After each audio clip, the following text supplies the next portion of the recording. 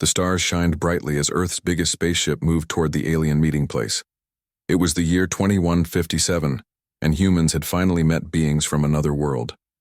These aliens called themselves the Valkyrie Empire. Admiral Catherine Reeves stood at the front window of the ship, watching the huge Valkyrie vessels that looked like giant sea creatures made of metal.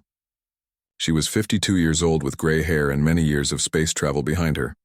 Earth had chosen her to lead this important mission because she was calm and smart. "They're early," said Dr. Alan Wright, standing next to her. He was the chief scientist on the mission, a tall man with kind eyes who had studied alien signals for 20 years. "They're always early," Catherine said. "I think they do it on purpose, a power move." The Valkyrie had appeared 6 months ago, their massive ships, entering Earth's solar system without warning.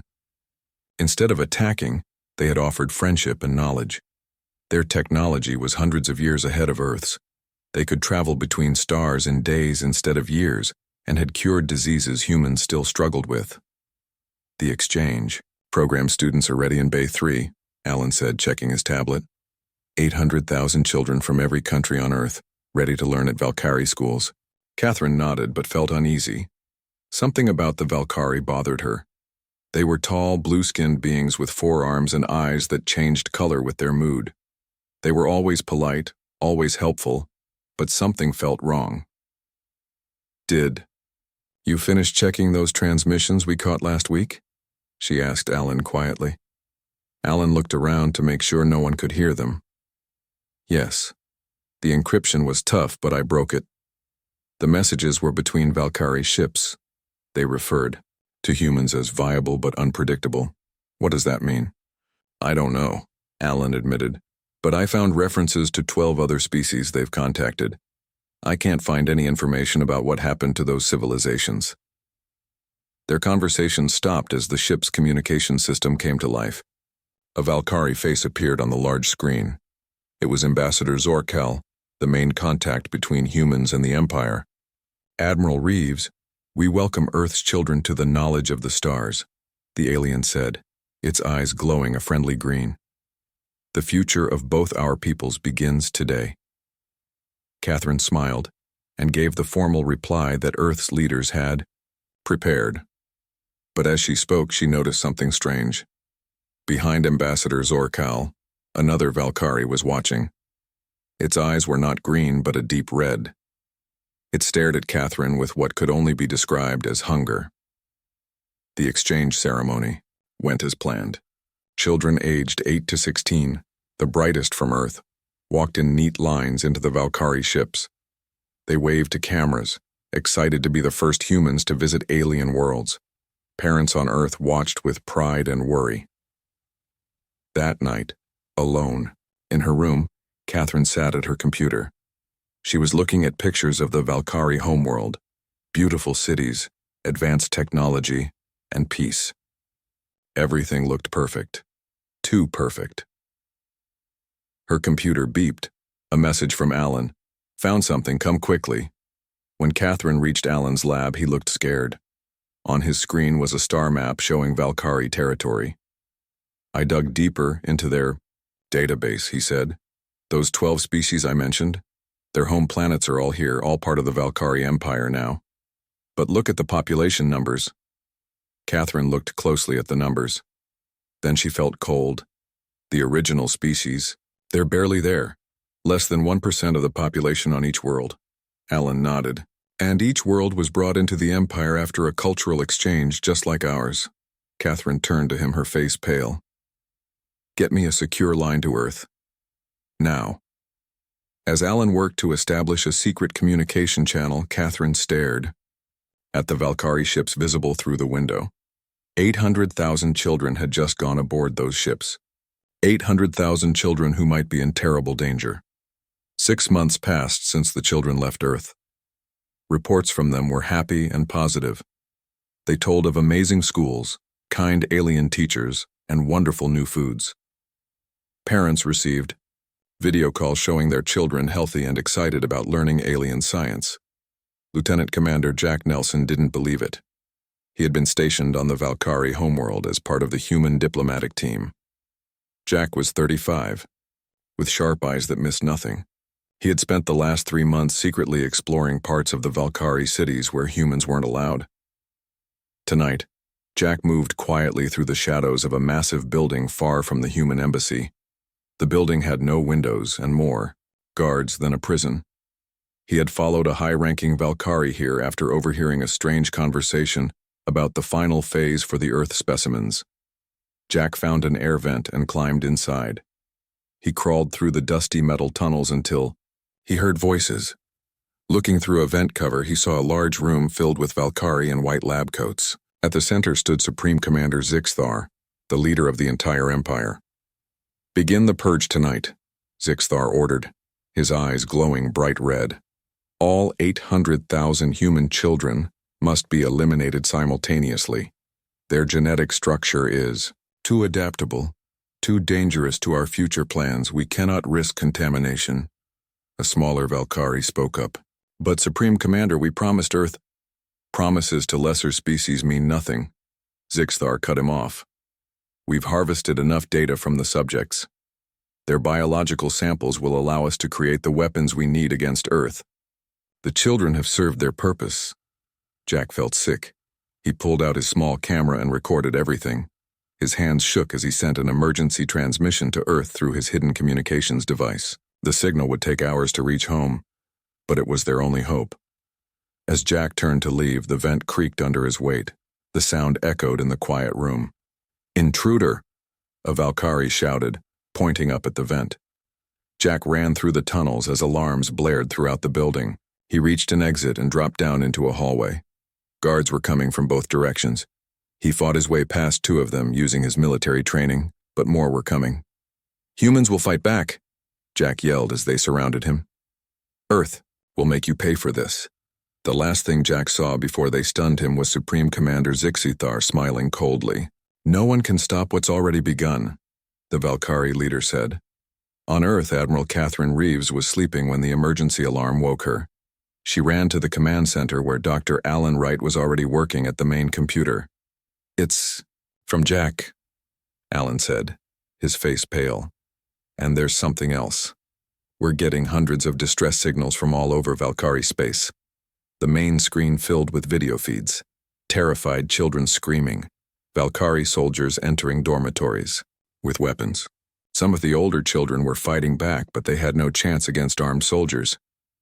"It's happening on all 27 Valkyrie worlds where our children are staying," Alan whispered. "They're killing all of them."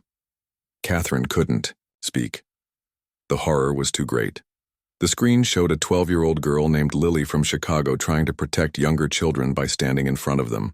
A Valkyrie soldier raised his weapon. The video cut out. "Get me the president," Catherine finally said, her voice breaking. "And send this to every government on Earth. Everyone needs to see what they've done." Within hours, the entire planet knew. Parents collapsed in grief. Crowds gathered outside government buildings demanding action. For the first time in human history, every nation stood united in shock and rage. President Victoria Harrington appeared on worldwide television, tears streaming down her face. "Today, humanity has suffered the greatest loss in our history," she said. 800,000 of our children have been taken from us by an enemy who pretended to be our friend. I promise you this: Earth will respond. Not with blind revenge, but with justice. May the Valkyrie Empire realize what they have awakened. As night fell across a morning planet, military leaders from every nation gathered in a secret underground facility. The room was silent except for the sound of quiet weeping. Admiral Reeves stood and faced them all. "The Valkyrie think they know. Humans," she said. "They think they understand what they've done. They're wrong." 3 days after the massacre, Earth was still in shock. Flags flew at half-mast in every country. Schools remained closed. Parents who had lost children were being cared for by medical teams. Some had taken their own lives upon hearing the news. President Victoria Harrington stood in the Oval Office looking at photos of the children. She was 58 with streaks of gray in her dark hair that seemed to have multiplied overnight. Her eyes were red from crying, but her voice was steady as she spoke to the 12 people in the room. "We need to address the world," she said. "People want to know what we're going to do." General William Carter, head of Earth's combined military forces, stepped forward. He was tall and strong, with dark skin and a serious face that rarely smiled even before the tragedy. Madam President, the military option is ready. We can launch attacks on all known Valkyrie outposts within our reach. It won't be much compared to their full empire, but it will show them we aren't helpless. The president shook her head. That's what they expect us to do. React with anger, strike without thinking. We need to be smarter. Dr. Olivia Martinez spoke next. She was a brilliant scientist whose twin daughters had been among the murdered children. Her hands shook slightly as she held her tablet. My team has been studying Valkyrie technology from the samples they shared with us. We've found weaknesses in their ship designs and communication systems. Weaknesses we can use. How long would it take to develop weapons that could hurt them? Asked the president. Months, maybe a year, Olivia answered. But we have something else. Something they don't expect. She showed them files on her tablet. The Valkyrie think they know humans because they've studied our biology. But they don't understand how we think, how we feel. They don't understand what it means when humans unite against a common enemy. President Harrington nodded slowly. What do you suggest? We activate Protocol Nemesis, General Carter said quietly. Everyone in the room went silent. Protocol Nemesis had been developed as a last resort after first contact with the Valkyrie. It was a complete plan for how humanity could fight back against a technologically superior enemy. It meant converting Earth's entire economy to a war footing. It meant every factory, every laboratory, every resource would be used for one purpose, only. That would change human civilization forever, someone pointed out. They already changed it when they killed our children, Olivia said, her voice breaking. The president was quiet for a long moment. Then she straightened her back and nodded. Activate Protocol Nemesis. General Carter will coordinate the military response. Dr. Martinez will lead the scientific team. She looked at each person in the room. What the Valkyrie did cannot be forgiven, but we will not become monsters in order to defeat monsters. An hour later, President Harrington addressed the people of Earth. Billions watched as she stood at a podium with pictures of children behind her. My fellow humans, she began. There are no words to express the depth of our loss. 800,000 children, the brightest and best of our world, have been taken from us through an act of betrayal that has no equal in human history. She paused, gathering strength. The Valkyrie Empire believed that this act would weaken us, would make us submit to them out of fear. They were wrong. From this moment, Earth stands united as never before. We will not seek blind revenge. We will seek justice. As she spoke, all across Earth, things were already changing. Factories were retooling to build new kinds of ships and weapons. Scientists were sharing information that had once been secret. Countries that had been enemies for centuries were now working together. To those who have lost children, the president continued, I promise you this. Their names will never be forgotten. Each one will be remembered, and each one will be honored by what we do next. She looked directly into the camera, her eyes now dry and filled with determination. To the Valkyrie Empire, I have only this to say. You should have learned more about humans before you hurt our children. You should have understood what we become when we are united by grief and purpose. Most of all, you should have run. As night fell across Earth, Admiral Catherine Reeves stood in a new command center built deep underground. On screens around her, she could see preparations happening all over the world, ships being built, weapons being tested, soldiers training. Will it be enough? Asked Dr. Alan Wright, standing beside her. Catherine thought about the children who had died. About Jack Nelson, who had tried to warn them and was now probably dead too. It has to be, she said. Because we're not just fighting for revenge. We're fighting so no one ever does this to humans again. 1 week after the massacre, the Valkyrie Empire was celebrating their victory. Supreme Commander Zixthar stood on the balcony of his palace looking out at the capital city. His forearms were held proudly behind his back as he spoke to his generals.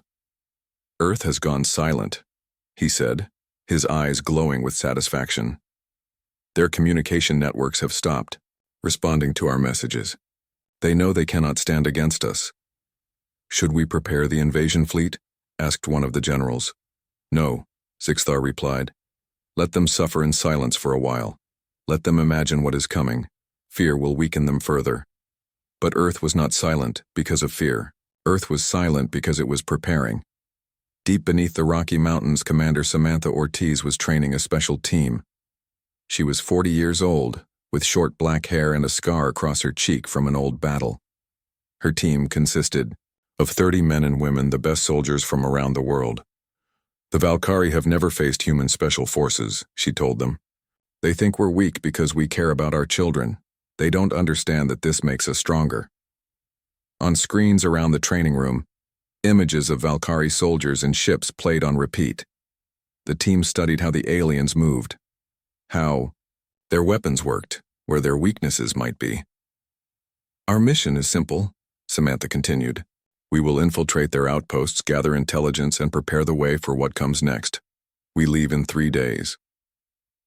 Meanwhile, in Washington, D.C., Admiral Catherine Reeves sat with President Harrington and her advisors. They were discussing a very unusual plan. You want to send them what? Asked the president, looking surprised. A message, Catherine replied. Just one message, broadcast across all frequencies, in all languages we know they understand. And what will this message say? Catherine handed her a piece of paper. The president read it, then looked up with questions in her eyes. That's it? Just 3 words? Catherine nodded. Along with these, she showed the president a tablet with technical drawings on it. What am I looking at? Asked the president. Dr. Alan Wright spoke up. These are plans for a weapon system that doesn't exist yet. We want the Valkyrie to think we're building this. But we're not. No, it's a distraction. We want them looking in the wrong direction. The president thought for a moment, then nodded. Send the message. That evening, across the vast reaches of space, every Valkyrie communication device received the same transmission from Earth. It showed no images, just 3 words in plain text. You should run. Following this simple message were detailed technical plans for a weapon that could, in theory, destroy entire planets from across the galaxy. In his palace, Supreme Commander Zixthar laughed when he saw the message. Is this all they can do? Make empty threats? He showed the weapon plans to his scientists. Can humans really build something like this? The chief scientist studied the plans. No, Supreme Commander. This technology is far beyond their capabilities. It would take them centuries to develop this. Zixthar waved his hands dismissively. As I thought, they are trying to scare us with fantasies. He turned to his generals. Prepare to move our forces closer to Earth. We will not attack yet, but we will show them our power. What the Valkyrie didn't know was that while their attention was focused on Earth's supposed superweapon, Commander Ortiz and her team had already left the solar system in specially designed stealth ships. Using paths through space that the Valkyrie didn't monitor, they reached the Empire's outer territories in just 2 weeks. Their first target was a small monitoring station on an asteroid, manned by only 20 Valkyrie. Under the cover of darkness, Ortiz's team approached the station. They wore special suits that hid them from Valkyrie sensors. They moved silently, just as they had practiced hundreds of times. Remember, Samantha told her team through their secure communication system, we need access to their network. No unnecessary killing. The team entered the station through a maintenance hatch. The Valkyrie inside never knew what hit them. Within minutes, all 20 were unconscious, tied up with special restraints designed for their 4-armed bodies. Samantha sat at the main computer terminal and inserted a device Dr. Wright had given her. It began downloading everything: patrol schedules, defense codes, ship movements. Time to move to Phase 2, she said, as the download completed. She placed small devices throughout the station, carefully hidden where they wouldn't be found. These weren't bombs. They were something far more valuable: listening devices that would tap into the Valkyrie military network. As her team prepared to leave, Samantha looked at the unconscious Valkyrie. One was starting to wake up. Its eyes flickered, open and turned yellow with fear when it saw her. Samantha leaned close to it. "Tell your leaders. This is just the beginning, Kiar." 3 years passed. To the galaxy, Earth seemed to have given up. No ships left the solar system. No messages were sent. The few alien traders who visited reported that humans were quiet and afraid, staying mostly on their home planet. The Valkyrie Empire grew confident. They believed humans had accepted their loss and were now too scared to fight back. Supreme Commander Zixthar even began planning how to divide Earth's resources once they conquered it. But Earth was not defeated. Earth was transforming. In a hidden shipyard beneath the Atlantic Ocean, Captain Daniel Rodriguez watched as workers put the finishing touches on the newest ship in Earth's secret fleet. He was 38 years old, with steady hands and eyes that missed nothing. As an engineer before the massacre, he had helped build bridges and buildings. Now he built warships. "How many does this make?" asked a voice behind him. Daniel turned to see Natalie Barnes, Earth's most brilliant engineer. She was 35, with curly red hair always tied back and hands stained with engine grease. She had lost her son in the massacre. "This is number 200, Daniel answered. "All equipped with your stealth systems." Natalie nodded, looking at the ship with pride and sadness. "The Valkyrie will never see them coming. Their sensors can't detect the materials we're using." For 3 years, every factory on Earth had been working to build this fleet. Old cruise ships, cargo vessels, even fishing boats had been taken apart and rebuilt with new technology. Their hulls were now covered with special materials that absorbed Valkyrie scanning beams instead of reflecting them. "Have you seen the new weapons?" Daniel asked. Natalie nodded. "Tested them last week. They're not planet killers like the fake plans we sent, but they can disable a Valkyrie ship without destroying it, just like we wanted." This was important to Earth's leaders.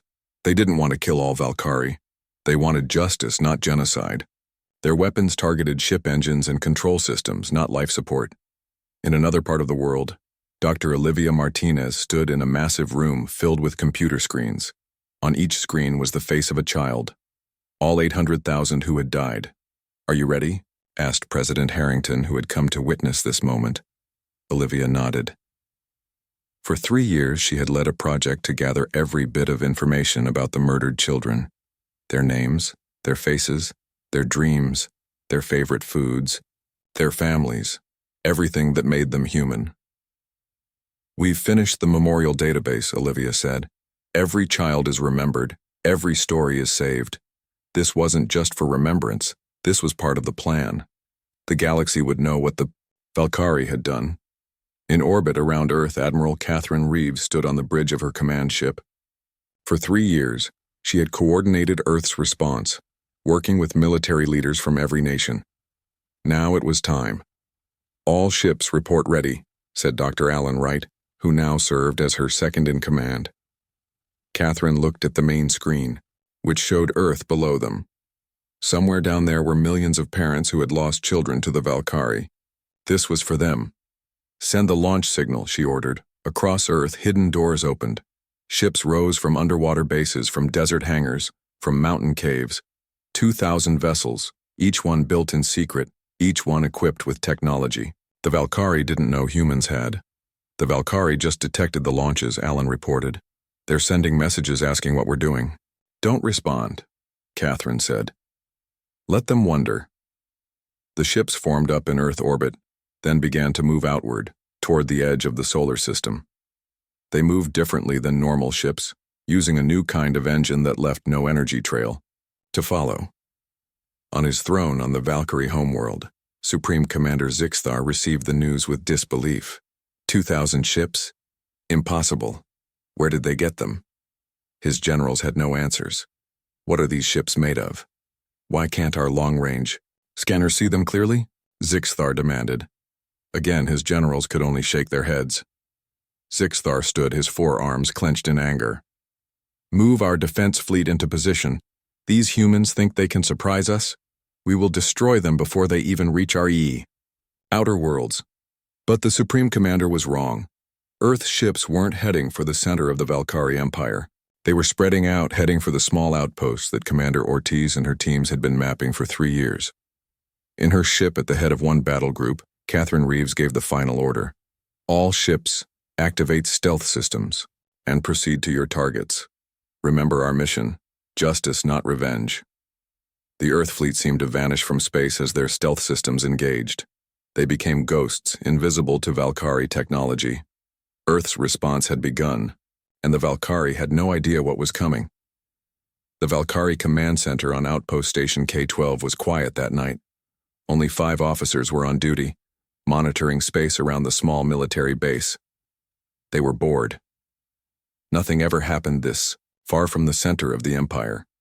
Sensors show clear space in all directions, reported one of the officers. No ships within detection range. The commander nodded and went back to reading reports. He didn't notice when the screens flickered. Briefly, none of them saw the small objects that attached themselves to the outside of the station. Suddenly, the main door to the command center slid open. The Valkyrie officers turned, expecting to see one of their crew members. Instead, 10 humans in black armor stood there, weapons aimed. "Don't move," said Commander Frank Morrison, leader of the human strike team. He was 45, with a gray beard and cold eyes. "This station is now under Earth control." Before the Valkyrie could react, they were stunned by weapons they had never seen before. As they fell unconscious, Frank's team moved quickly around the room, placing devices on all the computer terminals. "How long until they realize this outpost isn't reporting in?" asked one of Frank's soldiers. "About 6 hours," he replied. "More than enough time." This scene was playing out on 12 Valkyrie outposts simultaneously. Earth's ships had arrived, completely undetected thanks to Natalie Barnes's stealth technology. The strike teams quickly took control with almost no shots fired. The Valkyrie never even had a chance to send warning messages. On her command ship near the edge of Valkyrie territory, Admiral Lisa Chen watched as reports came in from all teams. Lisa was 50 years old, with a calm face that showed no emotion even in crisis. She had been chosen to lead Operation Mournful Vengeance, the first phase of Earth's response. "All targets secure," reported her communications officer. "No casualties, on either side." Lisa nodded. This was important. Earth didn't want to kill Valkyrie civilians or even most of their military. They wanted the leaders who had ordered the massacre. "Begin Phase 2, she ordered. In each captured outpost, human technicians began sending false reports to Valkyrie Central Command. Everything normal. No problems. At the same time, they sent new orders to Valkyrie ships patrolling nearby. Return to base for special inspection. Report to different sectors. Change communication frequencies. Slowly, carefully, they were creating confusion in the Valkyrie military. Ships were being sent away from where they should be. Communications were being disrupted. And all without the Valkyrie leaders realizing what was happening. 3 days later, Supreme Commander Zixthar was becoming worried. Reports from the outer territories were strange. Ships weren't where they should be. Some outposts had stopped, reporting completely. "What is happening?" he demanded of his generals. "We're not sure," one admitted. "There might be a problem with our communication network." Zixthar's eyes glowed angry red. "Find out what's wrong. And where are those human ships? They left Earth orbit 3 weeks ago, but our sensors haven't detected them anywhere." What Zixthar didn't know was that Earth's fleet was now deep inside Valkyrie territory, still completely invisible to their sensors. The ships moved like ghosts between the stars, targeting military installations and command centers. On the bridge of the Earthship Vengeance, Commander Frank Morrison watched as they approached their biggest target. Yet the Valkyrie military headquarters for this entire sector. "All weapons ready," reported his weapons officer. "Targeting their communication array and defense systems only." Frank nodded. Fire. Beams of blue light shot from the Earthship, hitting specific parts of the Valkyrie headquarters with surgical precision. No living quarters were targeted, no life support systems. Just the parts that allowed the base to fight and communicate. Inside the Valkyrie base, alarms screamed as systems failed. The commander ran to the window and saw something impossible. A human ship, appearing out of nowhere, firing weapons that shouldn't exist. "How did they get past our defenses?" he shouted. "Where did they come from?" His questions went unanswered as the base's power failed. Emergency lights came on, casting an eerie red glow through the hallways. On the Valkyrie homeworld, Supreme Commander Zixthar received the news with growing horror. 27 major military installations had been attacked in a single day. All reported the same thing: human ships appearing from nowhere, striking with incredible precision, then vanishing again. "This is impossible," he raged. "Their technology. Wasn't this advanced? How are they doing this?" One of his advisors spoke up hesitantly. "Supreme Commander, there's more. We've lost contact with many of our subject worlds. Reports suggest the local species are rebelling." Zixthar froze. The Valkyrie Empire controlled 12 other spec. The Valkyrie Empire was falling apart. After just 2 months of Earth's attacks, half of their military bases were disabled. Their ships couldn't communicate with each other. Their leaders were in hiding. And now the worst was happening. The coup. Species they had conquered over centuries were rebelling. Captain Ryan Phillips led his ship toward the planet Narak, home to a species called the Lintari. The Lintari looked a bit like tall, thin humans with golden skin. They had been under Valkyrie control for 300 years. Ryan was 30 years old, with friendly eyes and a voice that made people trust him. He had been chosen for this mission because of his skills as a diplomat. His job wasn't to fight, but to make friends. "We're approaching Narak," reported his pilot. "Valkyrie defenses are already disabled thanks to Admiral Chen's attack yesterday." Ryan nodded. "Open a channel to the Lintari leader." On the main screen appeared the face of Torlak, leader of the largest Lintari resistance group. He looked suspicious, but hopeful. "Human ship, why have you come to our world?" he asked. "To help you be free," Ryan answered simply. "The Valkyrie Empire is weakened. Now is the time for the Lintari to take back their planet." Torlak's eyes widened.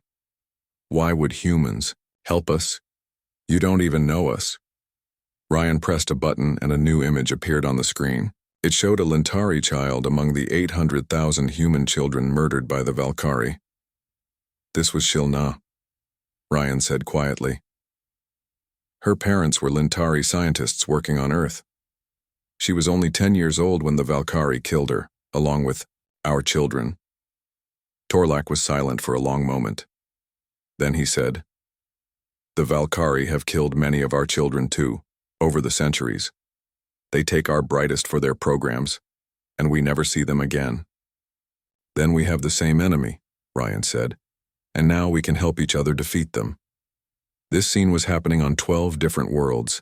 Earth ships arrived, contacted local resistance groups, and offered help, weapons, technology, information about Valkyrie weaknesses. Everywhere the response was the same. Species that had suffered under Valkyrie rule for generations were ready to fight for freedom. On the planet Zoran, a massive space battle was underway. Earth ships fought alongside Zoronian vessels against the last Valkyrie fleet in that sector. Leading the Earth ships was Admiral Lisa Chen. "Target their command ship," she ordered. "Disable their engines and communications only." The battle was over in less than an hour. The Valkyrie ships, cut off from their leaders and facing weapons they couldn't detect, quickly surrendered. As the Valkyrie commander was brought aboard her ship, Lisa stood to meet him. He was surprised to see that she wasn't angry or hateful. "Why, don't you just kill us?" he asked. "Because we're not like you," Lisa answered. "We don't kill those who surrender. We want justice, not revenge." Meanwhile, on Earth, Dr. Caroline Hudson had made a shocking discovery. She was 45, with glasses and hands that moved quickly as she pointed to the screen in President Harrington's office. "We found these records in the Valkyrie databases we captured," she explained. "The massacre of our children wasn't the first time they've done this. They've done the same thing to 12 other species over the last 1,000 years." The president looked at the records with horror. "They murder children as a standard practice." Caroline nodded. "They see it as removing the next generation of possible threats. They've been doing it for centuries, always using the same method, offering friendship, then betraying their trust." This information was immediately sent to Captain Ryan Phillips and other human diplomats meeting with alien species. It changed everything. Now it wasn't just about Earth's children. It was about stopping the Valkyrie from ever doing this again. The Valkyrie homeworld Supreme Commander Zixthar was in a state of panic. Reports were coming in from all parts of the Empire, and none of them were good. "We've lost control of 8 major systems," a general reported. "The Lintari, Zeronians, and Peltari have all declared independence. Our forces there have been defeated or have surrendered." "And the humans?" Zixthar asked, his voice shaking. "There. Ships appear everywhere, attacking and vanishing. We cannot track them, and they've shared our secrets with everyone. All the species know what we've done now." Zixthar slumped in his chair. His 4 arms hung limply at his sides. "How is this possible? We are the Valkyrie. We have ruled the stars for 1,000 years. How could humans do this to us in just 2 months?" The general had no answer. In a desperate move, Zixthar called an emergency meeting of the Valkyrie Supreme Council. The 12 highest leaders gathered in their secret underground chamber. "We must offer surrender to the humans," one of them suggested, "before we lose everything." "Surrender? To a lesser species?" another objected. "Never!" Zixthar raised his hands for silence. "We may have no choice. Our empire is collapsing. Our military is in chaos. The humans have united all our enemies against us." After much argument, they agreed. They would offer Earth their unconditional surrender. The message was sent, begging for Earth to stop the attacks and accept their submission. On Earth, Admiral Catherine Reeves received the message. She shared it with President Harrington and the other leaders. "They're desperate," Catherine said. "They've never faced anything like this. They don't understand why their usual tactics didn't work on us." "What do we do?" asked the president. "Accept their surrender?" Catherine looked at the images of the children that lined the walls of the meeting room. 800,000 faces, 800,000 lives cut short. "That's not for us to decide alone," she said quietly. "All the species they've hurt deserve a voice in what happens next." 1 month after the Valkyrie offer of surrender, representatives from 15 species gathered on a neutral space station. Humans, Lintari, Zeronians, and others who had suffered under Valkyrie rule sat around a large table. It was the first galactic conquered, a meeting that would decide the future of the galaxy. President Victoria Harrington stood to address the gathering. 3 years of leading Earth through its darkest time had aged her, but her voice was still strong. "We have defeated the Valkyrie Empire," she said. "Now we must decide what justice looks like." Many of the alien representatives wanted harsh punishment. Some called for the Valkyrie to be wiped out completely. "They showed no mercy to our children," said the Peltari leader, whose species had lost thousands to Valkyrie cruelty. "Why should we show mercy to them?" Major Eric Washington stood up next. He was a tall man with a deep voice who had led the team collecting evidence of Valkyrie crimes. In front of him were stacks of records showing 1,000 years of Valkyrie atrocities. "I understand your anger," he said to the gathered representatives. "I share it. But if we destroy the Valkyrie, we become what we hate. We become them." Ambassador Nicole Parker spoke next. She was 40 years old, with dark hair streaked, with silver and eyes that had seen too much pain. She had lost her daughter in the massacre but had chosen to use her grief to work for peace. "Earth proposes a different kind of justice," she said. "We suggest a galactic tribunal, where Valkyrie leaders will face trial for their crimes. Those found guilty will be imprisoned on a special world, isolated from the galaxy. But the Valkyrie people, those who did not commit crimes, should be given a chance to learn a better way." There was much debate. Some species had suffered under Valkyrie rule for centuries and wanted revenge. Others saw wisdom in Earth's approach. The discussions lasted for days. Finally, they reached agreement. The Valkyrie leaders would face trial. Their empire would end, but their species would survive under the watchful eyes of the new Galactic Concord.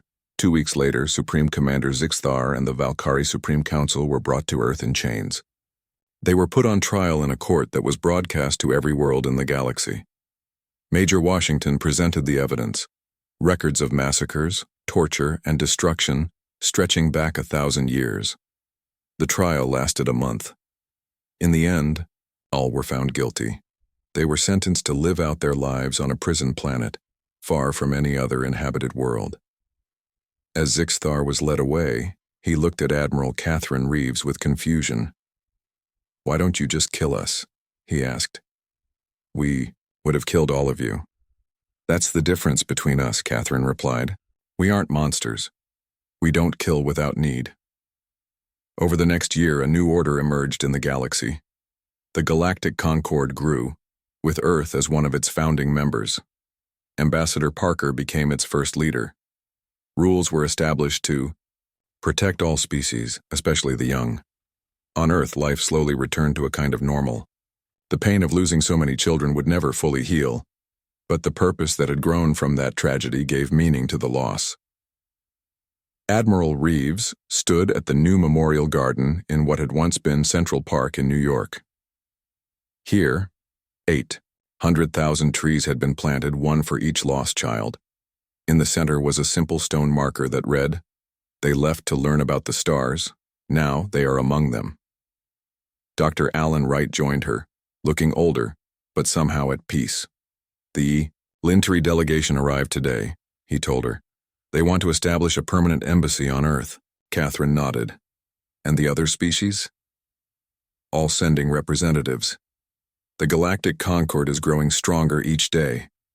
They walked through the garden in silence for a while. Spring was coming, and the trees were beginning to bud. "Do you think we did the right thing?" Catherine asked.